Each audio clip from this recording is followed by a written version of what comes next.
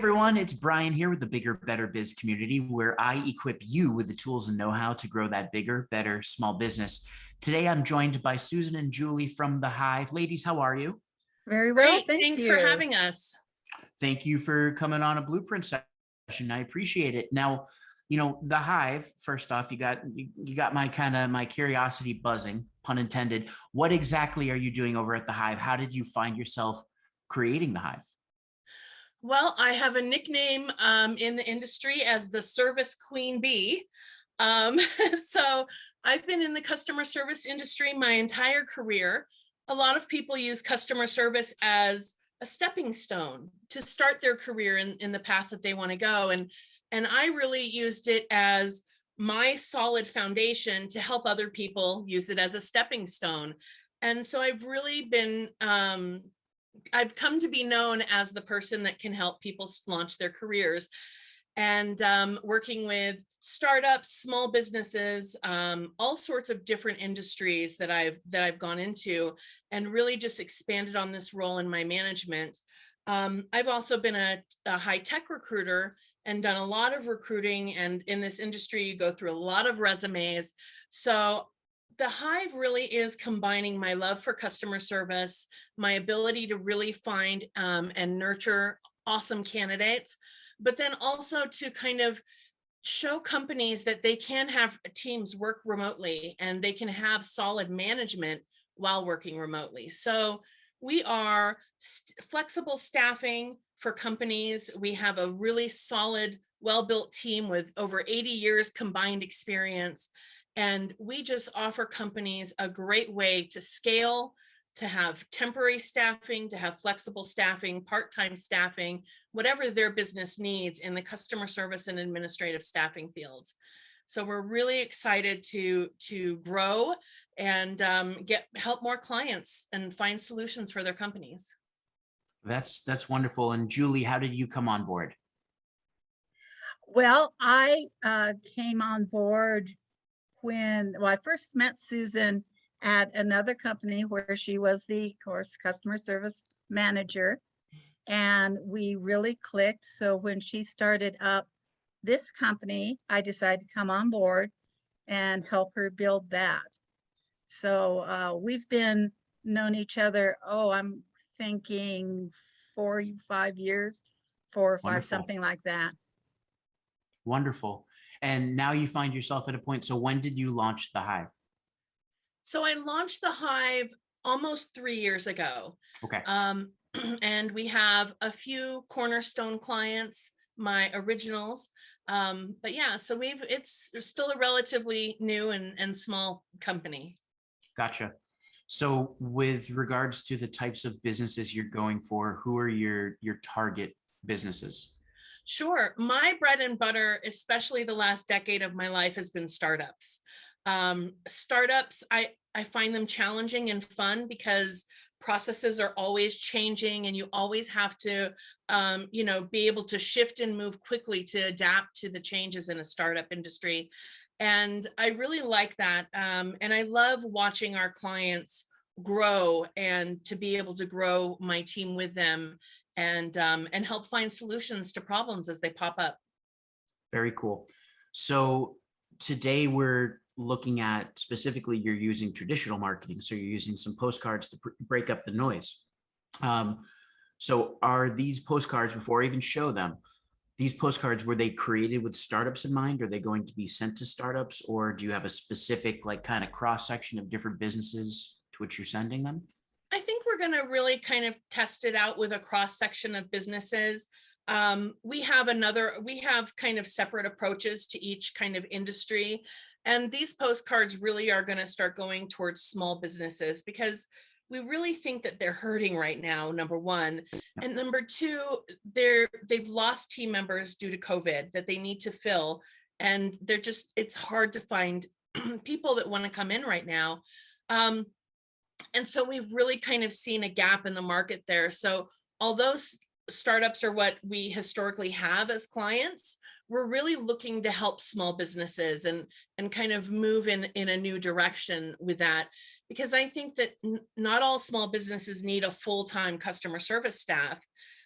So to be able to have, say, 3 small businesses that are serviced by one representative can really save them not only on overhead, but on hourly wages as well, but still gives that representative a full-time job. So that's kind of the direction that we're going with the postcards. We're really trying to find those small businesses and help bring them into the fold now too, and offer them the same great service that we're able to offer startups. Okay. And, when I create postcard campaigns, when I have in the past for clients, we're defining also the geography. So where do you plan on sending the postcards? I'll hand that off to Julie because I've really put her in charge of the marketing. So Julie, do you want to field that question? Certainly. So we are located in Colorado Springs, Colorado. So our first thought was to try to go locally, first in Colorado Springs, then expand out into Denver. This in part so that if people would like to meet us in person, that's going to be very feasible. And then we're just going to expand out from there. One of our clients, our current clients, is located in California. So after we look at Colorado and start working here, my intention is to hop over to California, because then we can combine potential business trips out to talk to this current client, which Susan does once, twice a year, with meeting other potential clients. So geographically, that's what I'm looking at. Gotcha. Local footprint, build out from there, kind of epicenter rings, and then, like you said, go to California as well, since you have a presence there. That makes total sense. So when the other thing is how many businesses. So when, the thing about creating postcards is that you're paying per postcard, you're paying for, postage on each of those postcards. So walk me through, once this postcard's built, which everyone's like, what does it look like? We're going to share it in a second, but walk me through how many postcards do you plan on sending out, and how are you going to send them out? Do you have a service that you're going to use? Yes, I have identified a service that not only prints the postcards with the graphic designs that we have created, but also will address and mail them for us. So my job is to get that mailing address together, make sure that the postcard graphics are exactly what we want. And we will send that out. Our first batch is going to be 500 postcards. And as I'm sure we'll go into as we look at the postcards themselves, one of the first things I want to do, and this is where I'm looking for your help, is at what point, how much of I don't want to go too soft of a sell, and I don't want to go too hard of a sell. I want them to know who we are, but also I don't want them to feel pressured as far as like, well, you have to buy from us right now. I am doing the offer of a free information and so forth. And that's what I'm really looking for from you today, is where's the balance between the hard sell and the soft sell? Sure. So I've been asking you these questions, and we're recording this, right? So that you'll have it, but I'm asking you these questions. There's a method to my madness. So I'm going to answer your question with a couple more questions, then I'll tell you what I'm thinking. Okay, sounds good. Okay, so I'm like triage nurse here. So all right. The other question that I have for you is, obviously you're sending a postcard. How else are you getting the brand in front of these 500 people that you're going to send to at first? I could use some suggestions on that. Okay, no problem. And I'm putting you on the spot, but I have some ideas there. The other thing is, those 500 businesses that you are sending to, are they certain categories of business? Are you looking at home services? Are you looking at professional services? Have you siloed that out a little bit more and segmented them so that we know, hey, on this first send, we're sending to 100 HVAC people, 100 plumbers, 100 real estate agents? Have you given thought to that? Not so much by industry, but by characteristics. For example, in business for under 2 years. So from that, I'm assuming they're still trying to feel their way into how this will all come together. Sure. Ones that have between 5 and 50 employees. Okay.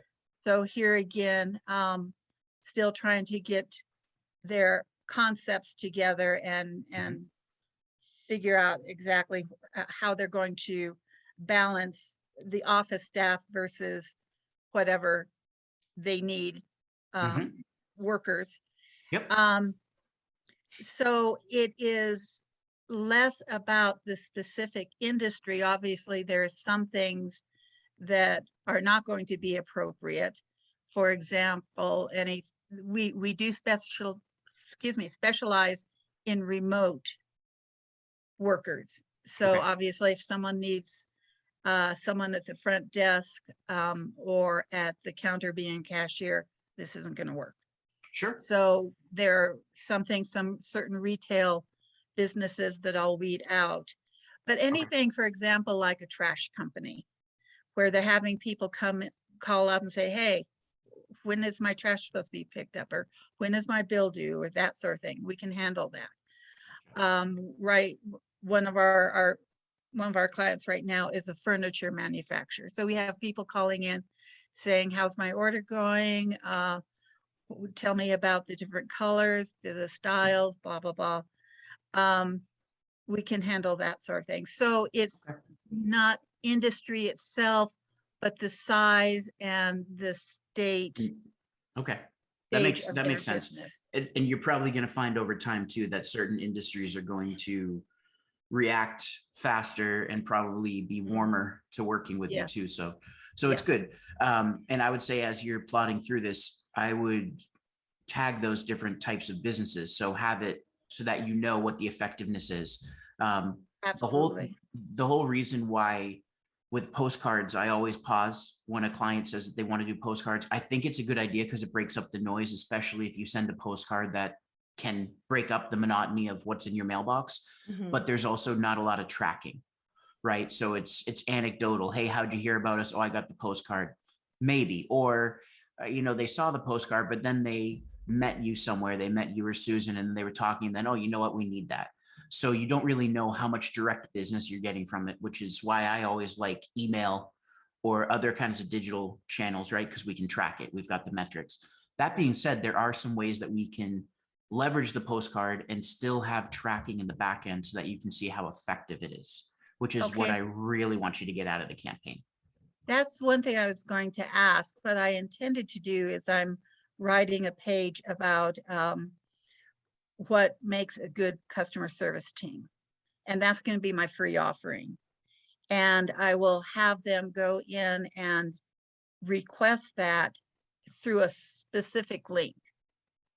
And that will be my postcard campaign #1 link. When I do another campaign, if we decide this is worthwhile, should I do another campaign that has a different style postcard or something, it'll have its own unique link. So, okay. So you basically that your first offer is going to be the benefits of working with customer service with a remote team. How to build not the benefits of of working with a remote team, but just the general. How to build a good team and how to hire quality customer service people and how to lay a backbone to have a successful customer service team. Okay. So here's what I'm going to challenge you right now, knowing that I'm a small business owner, right? And we have our staff that does customer service and everything. What are the pain points that you're going to solve right away? Or what are the 10 things that I should know before hiring a customer service team? Or what are the 10 ways that I'm losing business because I don't have a customer service team? What's a success story of someone that's worked with you that was a 1 or 2 person show that's grown over the years as a result of working with your customer service team? So I would say if I got a postcard if you gave me, hey, download the top 10 ways we see businesses or small business owners losing business and customers, download this so that you avoid these issues or mistakes. And it's going to Okay. be the number one thing is hire a customer service team through the Hive. So that would scare me a little bit more.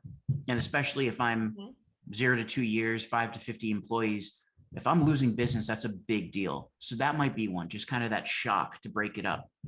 Another one is, your top 7 considerations before hiring a customer service team, or here are the top 5 or 7 things that a customer service team can do that you probably didn't even know. So pique their interest a little bit, because when we send out postcards, we're doing it for realtors, and you see those all the time. But I'm always the realtor that I work with specifically here in Massachusetts. I'm putting funny images on there. I'm doing, oops, I did it again. Like, I'll do anything because it will break up the monotony of a home sold in your area. Like, who cares, right? So think about that, because the business owner is getting all this mail in their inbox. How are you going to stand out? Now I'm going to share the actual postcard, because this definitely will stand out. And I know people have been waiting for this. So let's see here. Here we go.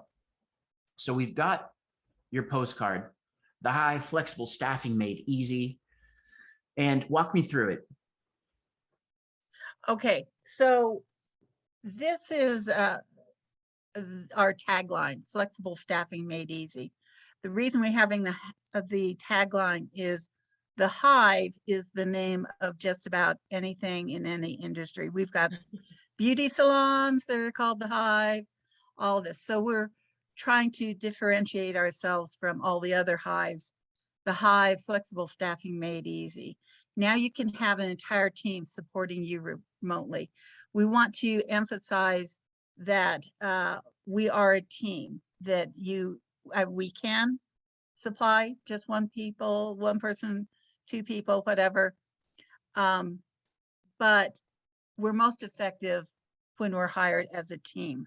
And something you said made me think that this idea of the team is really important to those companies that only need 1 or 2 service people. Because let's say you bring on a couple of customer service people. Well, who's going to manage them? The owner of the company?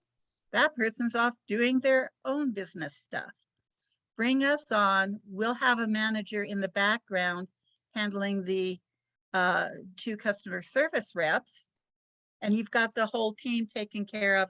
That's off your plate, and away we go. Then a few points.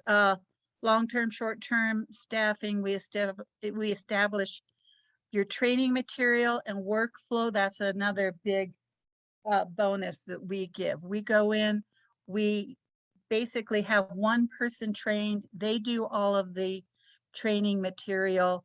That training material is eventually turned over to the owner of the company. And if something happens that they need to bring someone else on to train, they've got that documentation ready to go. And then, of course, as I've discussed, the individual or team staffing. We work best as a team, but we can do individuals. And then we have the contact info down below. And then you have a message from Susan. Yes. So walk me through your message. So the message, I really just wanted to sound as excited as I am, because I am so excited to start expanding and working my knowledge with small businesses and really get them in a better place. So I wanted to sound excited. I am welcoming and inviting people to challenge me, because one of the most common things I hear is, well, this job can't be done remotely. Well, I bet you I can find a way to do it. And I'm challenging people to give me that chance to show them that the job can be done remotely, and that representative can have the constant support of a team, as Julie said. So I'm really inviting them to challenge me. And then I'm committing to calling them. And And that's why that's one of the main reasons we're doing 500 at a time, is because I feel this is our first intro and it's nice and colorful. Hopefully they'll take a glance at it, and it may not absorb, but then maybe when I call them in a few weeks, it'll come back to them, and they'll remember some of the value props that we offer. So, it's really getting them excited, telling them I'm up for the challenge, and committing to be in contact soon. Oh, I think you're on mute, Bryan. There we go. I think, so all of that makes total sense. I like the message. Here are the ways that I see that you can take this postcard and now add in a few other layers of personality, if you will. Okay. Let your passion shine through, and also create some ways that you can measure the effectiveness. So first off, looking at the postcard, we talk about, okay, now you can have an entire team supporting you remotely. We have all this information. My thing would be, have the website, talk about the main points that you're doing, but this is where on both sides, I want you to actually showcase, tell me what you want me to do. So in this case, maybe, one thing that you were talking about, Julie, that stood out to me is that you're creating basically an SOP, a standard operating procedure for these businesses. Well, my mind goes to the chef at one of my favorite restaurants who would send out an email and have a recipe that he creates. And we would try to cook it at home and it never came out right. So can you take that SOP or that standard operating procedure you created, really simplify it so it's very high level, give them a recipe and say, hey, here's, the emergency action plan for your business, or the how to, a guide to creating your customer service program. That might be something of interest too. It's all going to be branded with the Hive. It's going to have your colors and everything else. It's going to have a picture of Susan and her message. But now what they're doing is they might try, but they most likely know their core functionalities, how to sell their product or service. Creating a standard operating procedure probably isn't on their list of things to do. So right there, you have it, something that they can download, print out. So I would even think of making that your lead magnet. And that's something that's universal. You can put it on your website. You can showcase it in this postcard as well. You can send it out in emails to have people download. You can put it on social media. And lead magnet, meaning you're getting their email addresses. So you'd want them to go to a form where you're getting at least their first name, last name, email address, phone number optional, and maybe the name of their business or their domain. So you can learn a little bit more about them. So I would do that. The other thing that I would do is, with this message from our CEO, I think having your photo on there would make sense. So I would say try to figure out how you can add your photo in there. And also, since it's a personal message from you, you could have your signature as well, just Susan, so that it looks like you actually wrote it. Okay. But the big thing that you can do, pop a QR code on there, because everybody knows what QR codes now. If you had asked them 2 years ago, nobody would know how to use one. Now, all of a sudden, because of the pandemic, that's one of the positive things that came out of it, is that we can use the QR code technology. Put a QR code on there, and it can go to a YouTube video or a page on your site that has a YouTube video that you embedded, where it's you, Susan, saying, challenge me. The question that I always get, just like you said. And you know what? To start, we created this helpful guide for building your customer service program. Challenge me. I download you to, or I want you to download that. And then, hey, if you have questions, contact us. So now, again, we're leading right back to the lead magnet. We've got them signing up. And that way now we can track, if they did the QR code, we can see how many visits we got to that landing page. We can obviously track a success metric, a KPI, like them filling out the form. So now we're taking this traditional campaign that you're going to use, and you'll use different hooks and different, attempts at getting their attention. But now we have the mechanism in the back end to collect their information. Because when you just ask people to call, you might get the calls, you might miss the calls, you might be on the phone already. Have that open as an option, but have them doing something online so that you can start getting them into the fold a little bit more. Sure. Get them into the funnel, and then, for sure. Exactly. Okay. So that's ultimately how I see you could do that. And then Unfortunately, we're running out of time, but I'd say the next iteration is, with these businesses, you're saying the Colorado Springs area, and then you're going to grow out. Again, my mind would be, how can you, if you're working with like a Vistaprint or something, right? You could create 4 different versions of the postcard, one version that speaks to home services, one to professional services, so on and so forth.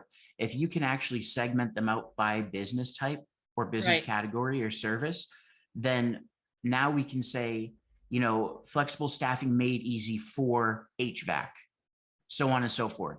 It's a little bit more of that personalization that's going to get them to actually take a look and give you that extra second you need before they, just muscle memory, throw it in the recycling bin, which is what we Right. don't want. So I would say maybe that might make sense too. And the last thing that I'll say, Julie, I had asked you, how are you getting the brand in front of them? So few things. Go on LinkedIn.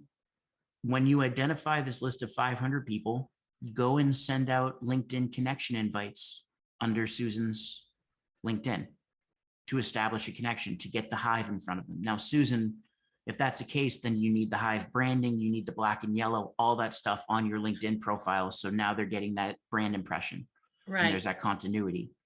If you can do that, even if you send a LinkedIn request, wait till the emails drop or the postcards drop, and then you can go in and say, hey, I'm so glad we connected. I actually sent a postcard. I wanted to see if you got it and have any questions. Now you've got a follow-up mechanism. You've gotten the Right. brand in front of them at least twice, plus the postcard, right? So, and that's where you can offer them, hey, I sent out a postcard and we offered, we created, because we know business owners are so busy that they don't even realize they need customer service wing. We created this guide to help you start thinking about your customer service program to provide your customers and clients with the best experience possible and retain them longer. Perfect. Is that helpful? Yeah. It is, very. absolutely. Yes. Thank you. Okay, wonderful. So we've got to wrap it up, but I really do appreciate you both taking the time, and hopefully this was helpful for you. I guess you've got your marching orders. So you've got worker bees assemble, right? Yes, you got that's some right. stuff to do, but hopefully that you're going to get the recording of this so you can watch it again. Also make sure, with us, so we put this up on YouTube, subscribe to the channel and hit the bell, and you'll receive a notification when this goes up, which will probably be in just over 6 weeks or so, because we've been recording a lot of these to help a lot of people. Yeah. Awesome. That's Yes. so great, Bryan. Thank you so much for your advice and your help. My pleasure. And we will surely circle back and let you know how everything goes. Please do. I'd love to hear how the postcards go out.